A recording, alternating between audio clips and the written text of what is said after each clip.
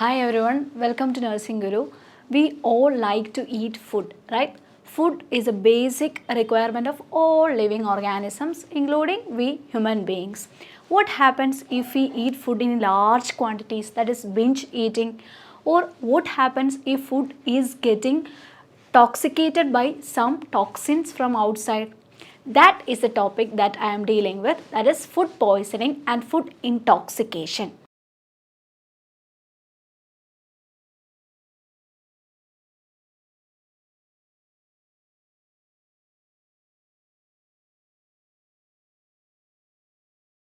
Food poisoning. The definition: food poisoning is the illness that is caused by the ingestion of contaminated food and water. Food that is contaminated or water that is contaminated either by the bacteria, virus, fungus, or even chemicals like pesticides, insecticides. That is what we call as food poisoning or food intoxication. Food poisoning refers to the food is getting contaminated by bacteria, viruses, or certain chemicals like pesticides and insecticides. And these food items, actually, while we are ingesting these food items, it will cause illnesses or disease conditions to us human beings. That is food poisoning. Food intoxication is similar, or that is food poisoning itself. Here actually some of the chemical agents or toxins are added to the food that will lead to poisoning or intoxication of the food. Next, we will be dealing with the causes of food poisoning. What all are the causes? The major causes that include bacterial contamination, that is bacteria like Staphylococcus aureus, Clostridium perfringens, Vibrio cholerae, Shigella. These all organisms will lead to food poisoning. Then some of the viral infections like rotavirus, norovirus, this all will also lead to poisoning of the food items. Food also get contaminated even from their production, from their growth and harvesting, and even while preparation. During that time also food may get contaminated. Next, we will be dealing with the signs and symptoms or clinical features of food poisoning. As you all know, while eating food in an overeating or binge eating cases, or if the food is being contaminated and all, we will be getting nausea and associated vomiting. Then the patient will be having abdominal cramps and abdominal pain and abdominal discomfort. Sometimes in severe cases, they will be having bloody diarrhea, watery diarrhea, headache, fever, and also abdominal bloating will be seen in some of the patients.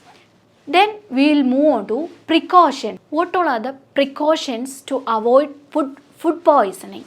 That include cook food and meat at a temperature above 70 degrees Celsius. We should cook the food as well as the meat at a temperature that should be above 70 degrees Celsius. Then we should wash the fruits and vegetables thoroughly before cooking. As you all know, before cooking the food, we should wash the fruits and vegetables in order to wash off the toxic agents present in them. Then wash hands thoroughly before and after meals. That is the most important thing we should take care of. We should wash our hands thoroughly before as well as after the meals in order to prevent bacteria entering into our stomach. Then milk or the dairy products should be properly sterilized, or you should use the milk that is only pasteurized. If it is only pasteurized, that is, it should be properly sterilized. And also we should always ensure that we are consuming clean water. Always we should consume clean water. Next, some of the remedies or home remedies for food poisoning, that include food poisoning is usually self-limited. That is, we don't have to go to any hospital. That is, we ourselves can take care or manage this food poisoning. Most cases do not require treatment, just supportive management from our home is required. We should provide rest to the body. Complete rest or proper rest is required in case of food poisoning. Then we should replenish with fluid, that is, adequate fluid intake is essential in case of food poisoning. And also Brat Nick is a name, or that is a nickname that is recommended for food poisoning patients. That is a diet, and that include banana, rice, apple, sauce, toast, that is the bread, banana, rice, apple, sauce and toast. This is the bread food items. Then we should provide antibiotics as per order of the physician. If the physician orders and if it is caused due to bacterial agents, we can provide them with antibiotics only by the physician's order. Then next we will be dealing with some of the foodborne diseases. Just I will tell some of the examples of foodborne diseases. The major foodborne diseases include the illness which is caused by eating contaminated foods and drinking contaminated water. That is the foodborne diseases. And examples of foodborne diseases are botulism, that is caused by Clostridium botulinum, which is a bacteria. Then listeriosis, that is caused by Listeria monocytogenes. Then salmonellosis, which is caused by Salmonella bacteria. And the common or most dangerous one, that is shigellosis, which is caused by Shigella bacteria.